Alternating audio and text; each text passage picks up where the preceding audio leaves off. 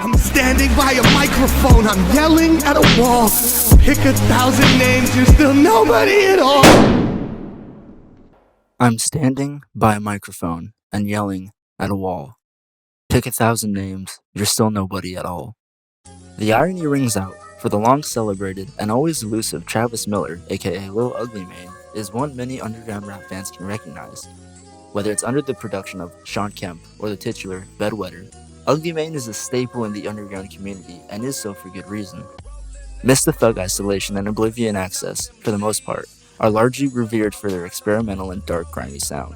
Not to mention, compelling collaboration with the now superstar Denzel Curry and an Odd Future co-sign. Lil Ugly Mane has made his long-lasting mark.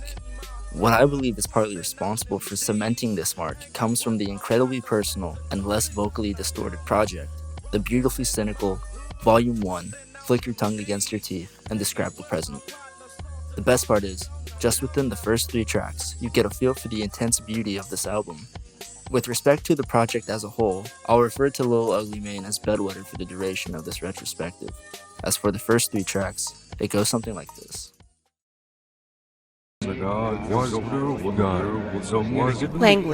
Language.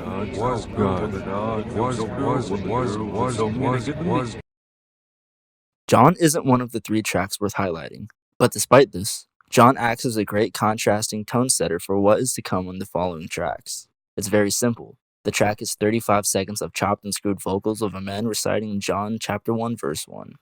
What begins as the opener for a very spiritual book, in this context, acts as the opener for a meditation on the demons that Bedwetter battles. Alcoholism, trauma, self-destruction, all opposites of a conventional God. This is accentuated by the fact that the introduction to these demons is a man repeatedly going, "In the beginning was the Word, and the Word was God."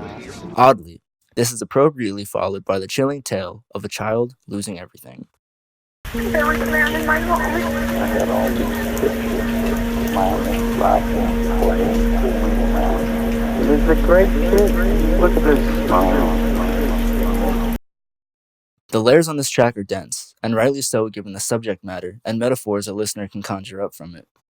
On its surface, it's a masterful story of tragedy for a young boy. It begins as any narrative does, introducing the protagonist and the stakes against him, only for it to culminate into something mystifying. Bedwetter uses incredible imagery and glimpses of childhood to craft this very innocent and relatable status quo that anyone with a childhood can place themselves into. But then, this imagery is then used against us to reinforce the brutal reality of the story. This child is being kidnapped, and at moments, you're scared alongside with him. He pretended he was Superman, eyes had lasers. Every step he took turned Earth into craters. Little brown jacket, Lee jeans with a cuff, bowl cut, blue and yellow mismatched chucks. He's a sitting the lot of winter. X-Men hologram card that was in his coat. A single source of hope as they speeding up the road. He traded comics for it. He got a sleeve for his protection. He just glad he got it with him. It's his one possession. His mom's affection. He missed the dinosaur blanket on the bed that he slept in. Missed throwing sticks so the dog would go fetch him. Missed making forts in the woods with his best friend. In 4 lines, Bedwetter paints this picture of a playful, imaginative child, and we feel safe. And in 7 more lines, the tenets of childhood contrast hard with this bleak situation the child is put in. In knowing more about the juvenile and harmless home life of this child, it makes this feeling of dread even harsher. The story then takes a turn at the butt end of the 3rd verse, a crucial plot point. All this time past, I'm too scared and I'm bad still. All these fucking years, I just don't remember. All this fucking time, I just don't remember. Did I lose my mind? I just don't remember. Did I die in my line? I just don't remember. All these fucking years, I just don't remember. This serves as a point of mystique for the track as a whole. We now know this narrator is the child we've been following. This raises the question, though. Is the narrator of this story Bedwetter himself? Are these all of his cards being laid out on the table as an intro for the tracks that are to come? Does Bedwetter break this shroud of mystery to give a horrific story of the past? Or use it to his advantage, using a great work of fiction to reflect trauma of his own personal life? If it is the latter, it's fitting, considering the subtext to this track deals highly in loss, forcibly being stripped away of innocence, of happiness. The absence of these positive elements is explored further in the next 2 tracks. Watch stoop like flicker, cause my eyes half closed, cause the bottle half gone, stoop lights on strobe. Stoop Lights is a more simplified work of introspection. Without this track, Man Wearing a Helmet loses its punch and mystique. Without a man wearing a helmet, Stoop Lights wouldn't feel as contextualized, and that feeling of being reined back into reality would be softened. Vulnerability is the crux of Stoop Lights, for we see Bedwetter express his struggles and dependency on alcohol. It's laid out explicitly. The weight of the message behind Stoop Lights comes from a set of lines in the second verse, not only highlighting discontent with this situation, but alienation from friendships. The quote-unquote "you" used throughout the track functions as a stand-in for relationships between Bedwetter and others. Guess I'm still sober on occasion, and that's enough for me to rationalize inebriation. Told you I ain't right, you knew it going in. Just shut the fuck up if you wanna be a friend. I don't wanna stretch you more than you extend. I don't wanna spit in the hand that you lend. I did it to myself, I get what I deserve. Thoughts in my head feel like a raw nerve. I'm looking for an answer, I don't wanna hurt, but I just wanna sleep when I'm tired. It's personal, but still rather veiled in this artistic expression of trauma. Bedwetter uses overly idyllic imagery, though dark and not uplifting, to paint this picture of a broken man that can still masterfully express his distress and vices.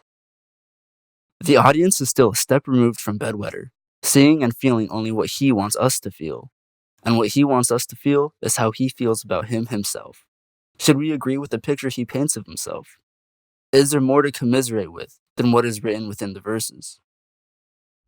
I don't got hate for myself, I got nothing to say to me. I spend every day with me. I'm tired, I need an escape. It's hard to relate to me. Straight out the bottle, no chasing it. Look in my eyes, I'm a space cadet. Just a matter of time, I'm embracing death. Deadpool, you should place a bet. I'm in the bounds of war, but I feel no stress when I let it pull. But it all comes back when I can't run back anything that even happened the night before.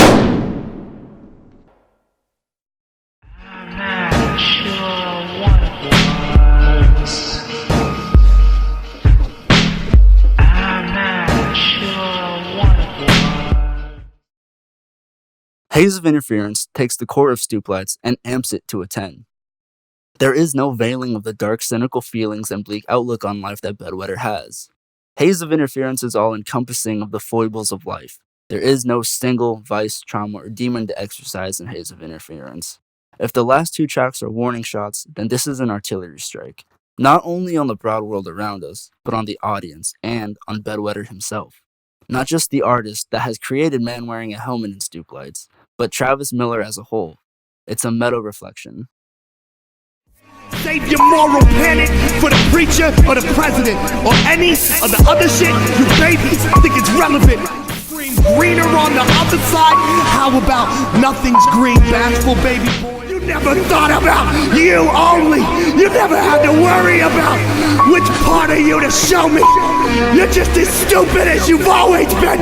Treat your stupid little problem like a molecule of oxygen. You're never getting better. You're addicted to madness. You treat it like a muse. Are you happy now, Travis?